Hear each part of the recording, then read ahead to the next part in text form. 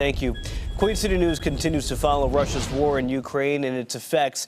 New satellite images show the aftermath of Russia's initial attack on its neighboring nation. You can see damaged buildings and scorched earth. Other images released show active troop and vehicle convoys about 50 miles north of Kyiv, Ukraine's capital. Kyiv's mayor says Russian troops are circling the city, making it difficult to evacuate civilians. Ukrainians able to leave their homes are streaming across borders to neighboring nations. Robert Sherman spoke with war refugees about why they're running and what they left behind. This is the humanitarian toll war takes. Yulia Makieva fled Ukraine with her family, walking over 20 miles to get to the border. They're cold, tired, but safe in Poland. Spiritually, we are not afraid anymore. We left everything behind, the whole house. We just took our clothes. Makieva also left behind her brother, who was drafted into the Ukrainian military 4 days ago. Are you worried about your brother? Ви турбуєтеся за свого брата? Very. On the other hand, there's Dasha Mashinik, who fled Kyiv with her 3 children.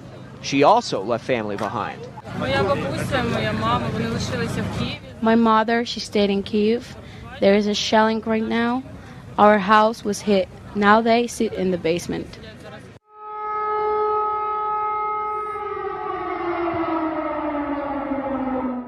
The sound of air raid sirens ringing and tanks firing is an ever-present reminder of the potentially life-or-death violence playing out in Ukraine. Street fighting broke out in the center of Kharkiv as Russian troops entered the nation's second-largest city. The head of the Kharkiv Regional State Administration urging residents of the eastern city to stay in shelters and not to travel anywhere.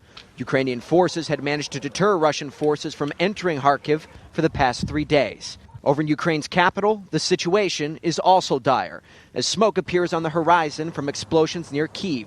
Russian President Vladimir Putin choosing to stoke the fire by ordering Russian nuclear forces on high alert amid tensions with the West over his invasion of Ukraine. Not only are the Western countries engaged in unfriendly actions towards our country in the economic field, I'm talking about the illegitimate sanctions everyone knows about very well, but the top NATO member countries' officials allow themselves aggressive statements towards our country as well. The order means Putin wants Russia's nuclear weapons prepared for increased readiness to launch. It also raises the threat that Moscow's invasion and the West's response to it could boil over into nuclear warfare. Meanwhile, Ukrainian President Volodymyr Zelensky's office confirmed that a Ukrainian delegation would meet with the Russians for talks on the Ukraine-Belarus border, following assurances from Belarusian President Alexander Lukashenko. The meeting is expected to take place Monday, but the Ukrainian president is not optimistic.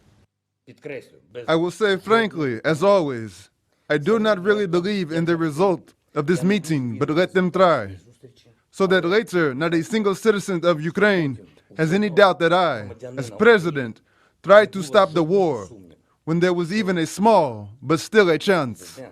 President Zelensky had earlier said he would be willing to hold talks with Russia, but not in Belarus, pointing out that Russian military actions are being launched from the country which borders Ukraine to the north.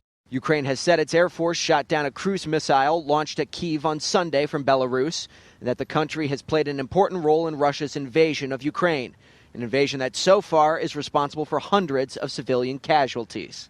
For refugees like Yulia Makieva, she just wants this nightmare to end. I just want the war to stop. Dasha Mashinik, meanwhile, wants more action from U.S. President Biden. He should be threatening Putin, as Putin is a threat to the whole world. Again, that was Robert Sherman reporting.